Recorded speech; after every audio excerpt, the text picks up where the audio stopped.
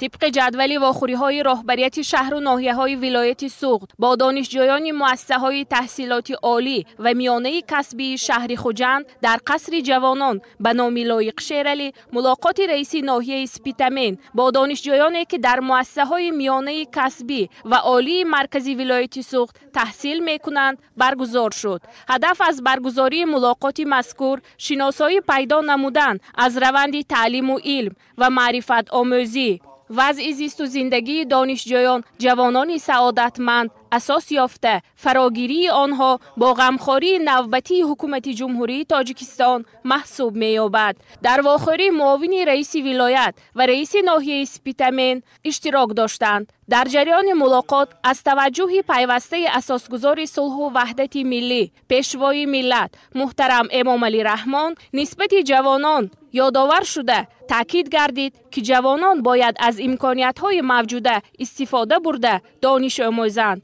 و مسئولیت شهروندی خود را در نزد وطن درک نمایند. ذکر گردید که در شرایط جهانی شوی امروزه حفظ دستاوردهای استقلالیت، ثبات سیاسی و پیشرفت کشور از سطح دانش، جهانبینی و آمادگی سیاسی و کسبی جوانان وابستگی دارد. جوانان باید با زیرکی سیاسی و وطن دوستی تربیت یابند تا توانند همچون شخصیت‌های باسواد و خودشناس در رشد و معرفی کشور سهمگذار باشند.